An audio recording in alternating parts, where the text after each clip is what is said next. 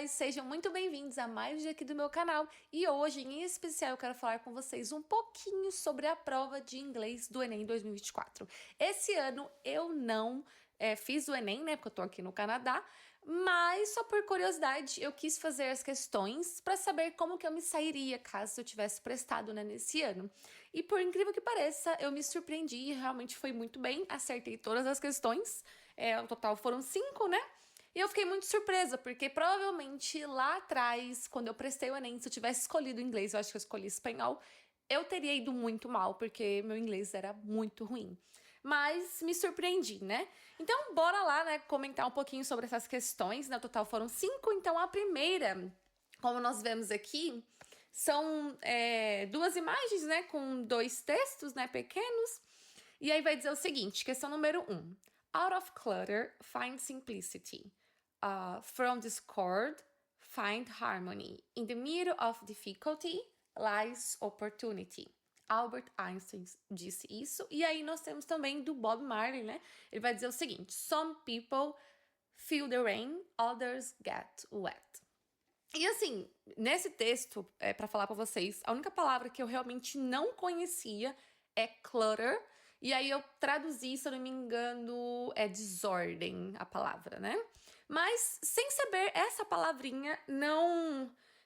Ainda assim é possível responder corretamente, porque as questões, as alternativas, né?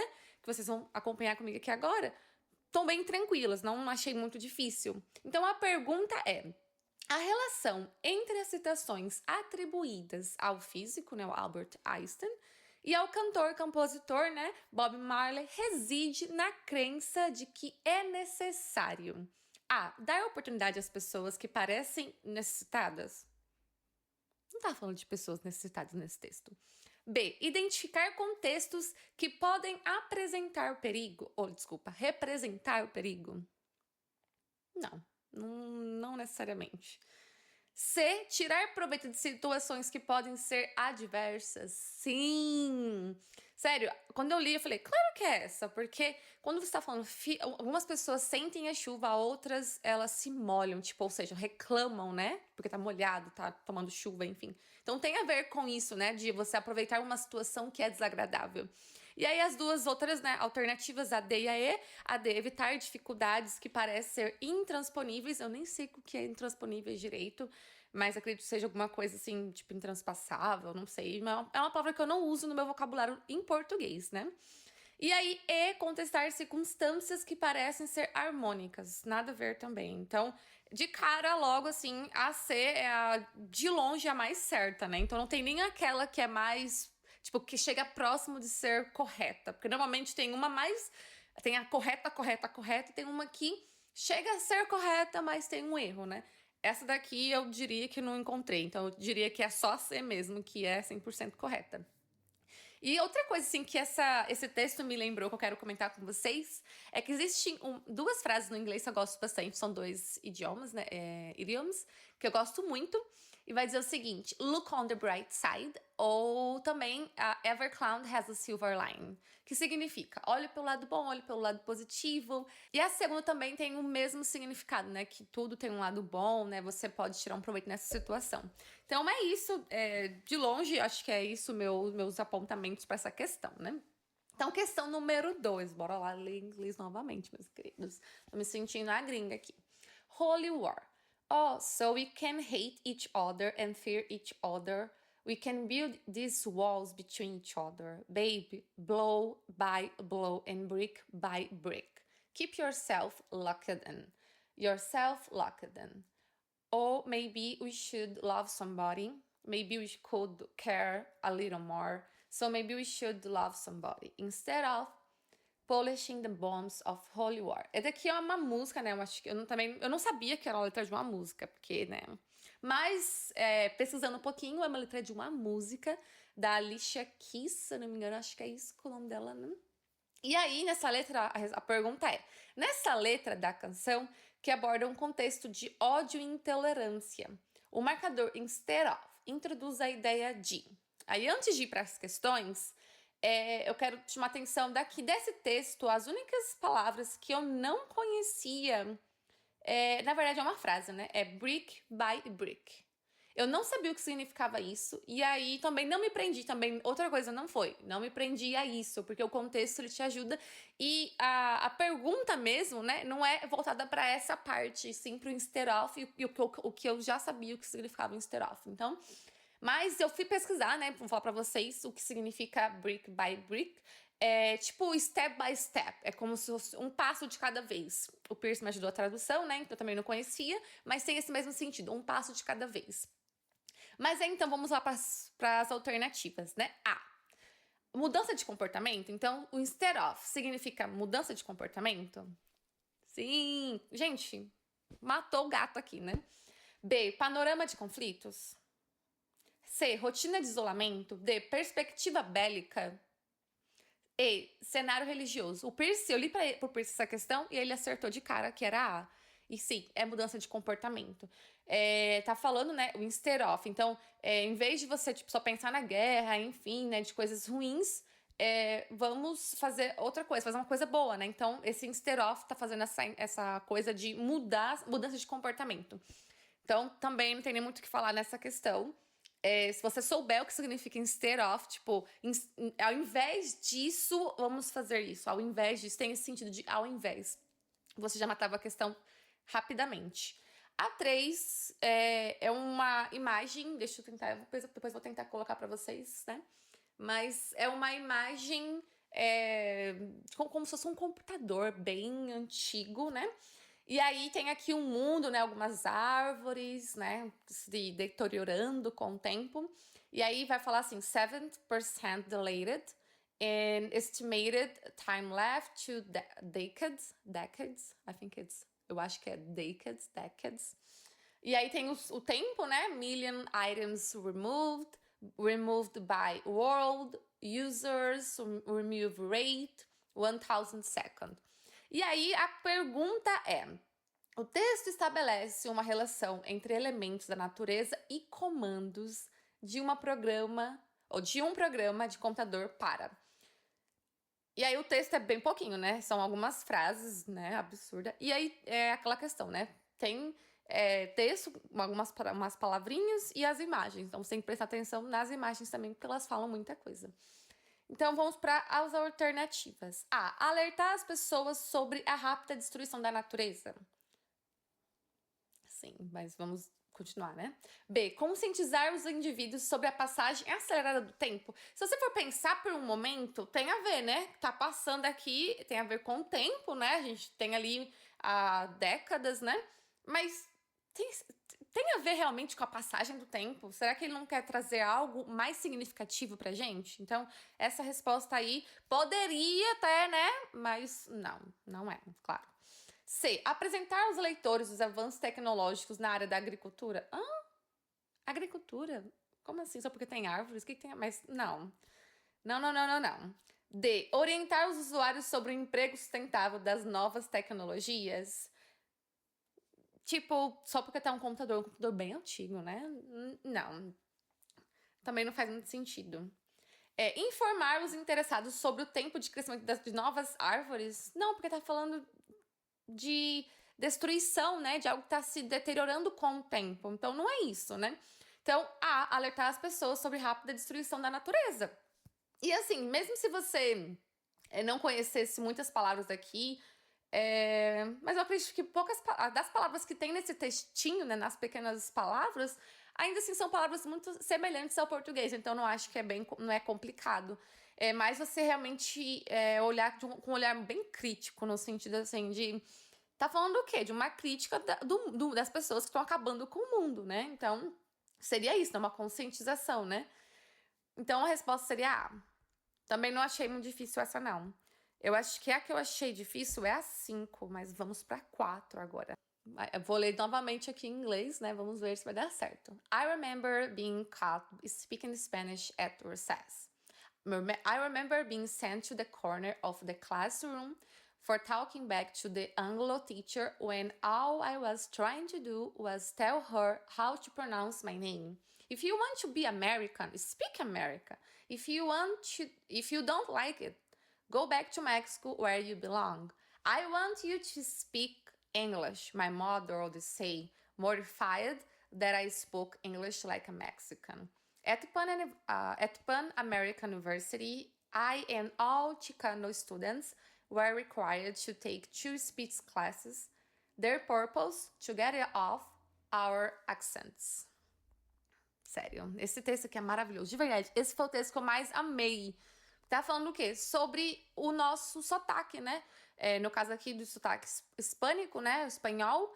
Então, as pessoas que estão nos Estados Unidos, né? Os imigrantes, estavam sofrendo, né? Preconceito por conta do sotaque que é diferente, né? Um sotaque de outra nacionalidade, né? E aí eles estavam abominando o sotaque. Então, não, se você tá morando aqui nos Estados Unidos, Canadá, olha, nos Estados Unidos, você tem que falar como um americano. Não fale com sotaque. Já pensou, minha gente? Não, onde já se viu isso?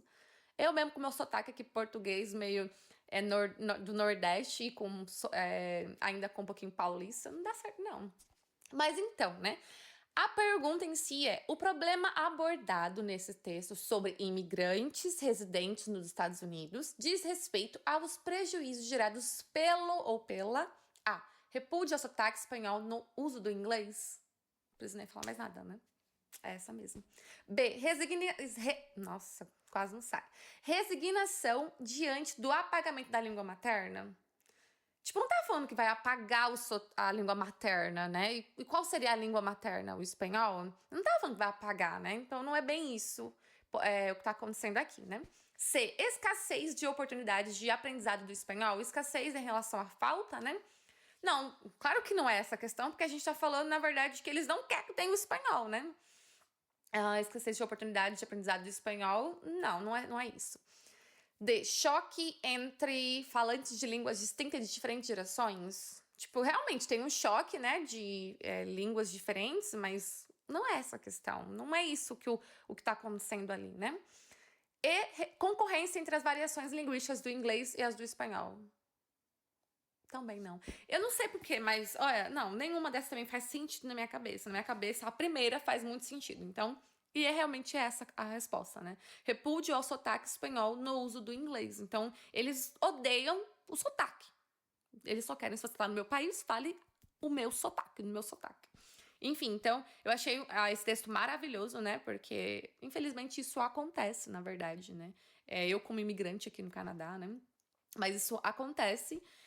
Graças a Deus, nunca tive esse encontro com pessoas que odeiam diferentes sotaques, né? Mas é possível que a gente vai encontrar outras pessoas, né? Então, isso aqui é uma realidade. Então, gostei muito desse texto, de verdade. E aí, vamos para o último texto. Questão número 5. É uma carta.